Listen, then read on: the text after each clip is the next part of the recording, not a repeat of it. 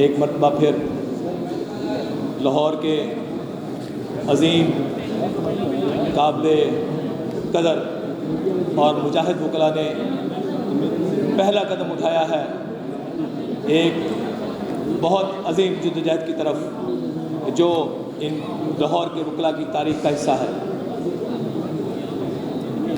حضرت علی کرم اللہ وجہہ کا قول ہے کہ اس کے شر سے ڈرو جس پر احسان کرو۔ مجھے وہ وقت یاد ہے کہ جب 2007 میں کراچی ہال تھا، کراچی شہداء ہال، اس میں سے طرح قائدین بیٹھے تھے۔ اس وقت کے خوفناک ترین ڈکٹیٹر نے عدلیہ کے وجود کو للکارا تھا۔ اس وقت پوزیشن یہ تھی کہ اس کے ڈر سے تمام پولیٹیکل پارٹیز اپنے اپنے بلوں میں گھسی ہوئی تھی، کسی کا کوئی وجود نظر نہیں آتا تھا۔ ان کی تمام لیڈرشپ ملک چھوڑ کر بھاگ چکی تھی اور بیچارے سیاسی کارکنوں کو اس کے عذاب کا شکار ہوتے دیکھ رہی تھی۔ کوئی ایسا ادارہ نہیں تھا کہ جو مشرف کے خلاف کھڑا ہو، لیکن مشرف سے غلطی ہوئی۔ وہ یہ غلطی ہوئی کہ اس نے عدلیہ کے اس ادارے کو چھیڑ دیا جس کے وقار، جس کی عظمت اور جس کے تحفظ، بقا کے تحفظ کی ضمانت جو وکلاء وہ خود موجود ہے۔ جب یہ بات ہوئی، وکلاء نے یہاں سے اس تحریک کا آغاز کیا تو میں نے خود دیکھا کہ ایک ایک یا دو دو بل پارٹی اور مسلم لیگ کے افراد آ کر اسٹیج کے پیچھے چھپ کے کھڑے ہوئے تھے۔ جب ہم باہر نکلے تو وہ ہمارے ساتھ ہو گئے۔ جب اسلام آباد بھی پہنچے تو ہر پولیٹیکل پارٹیز کا ایک ایک یا دو دو جھنڈے والے آنے شروع ہوئے، ان کو موقع ملا، ان کو بریتھنگ اسپیس ملی۔ اس کا نتیجہ یہ نکلا کہ قربانیاں صرف وکلاء نے دی، وکلاء نے جدوجہد کی، وکلاء آگ میں جلے، وکلاء شہید ہوئے، لیکن اس کا رزلٹ یہ نکلا کہ جوڈیشری تو بحال ہوئی، لیکن ہم نے اپنی عظیم جدوجہد سے جمہوریت کو بھی بحال کرایا۔ جب جمہوریت بحال ہوئی تو ان کے بینیفیشری یہی بلحبس نکلے، انہی کو حکومت ملی۔ وکلاء حکومت میں کبھی بھی حصے دار نہ تھے، نہ ہوں گے، نہ ان کی خواہش ہے۔ یہ صرف قانون کے لیے، آئین کے لیے اور اپنے وقار کے لیے جدوجہد کرتے ہیں۔ جب یہ جدوجہد ہوئی، اس کا رزلٹ، اس کا بینیفیشری یہی نکلے۔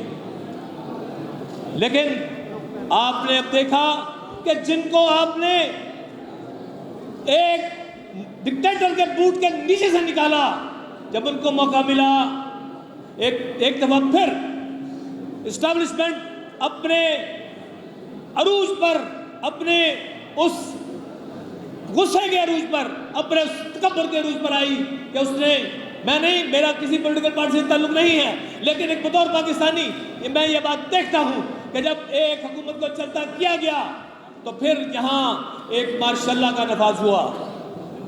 یہ ماشاء اللہ 7th جنریشن ماشاء اللہ ہے، جو ایک انویزیبل بھی ہے اور ہائپر سونک ہے، نہ جو نظر آ رہا ہے۔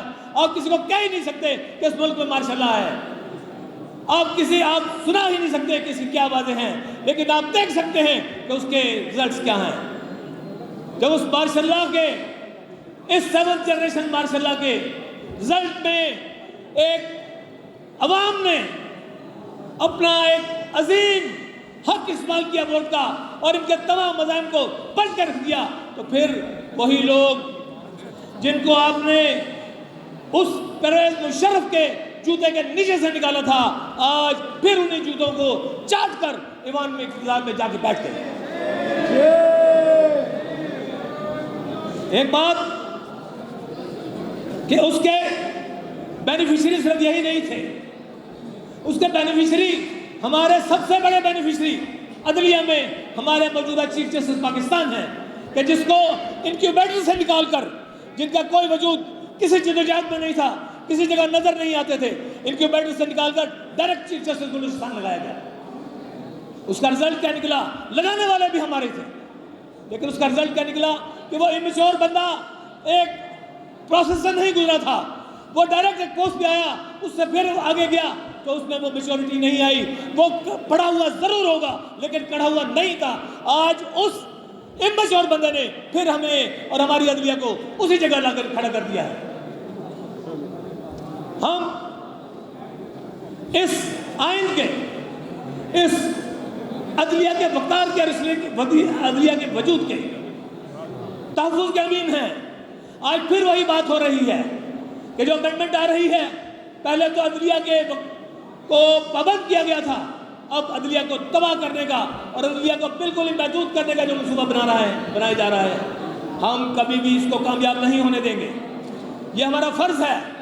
मैं अपनी लीडरशिप से इस बात की दरख्वास्त करूँगा कि पहले की तरह एक कोऑर्डिनेशन काउंसिल बनाएं, स्टीयरिंग कमेटी बनाएं, वुकला के बहुत अवाम के पास भेजें, पार्षदों में भेजें और जल्द ही एक तहरीक शुरू करें।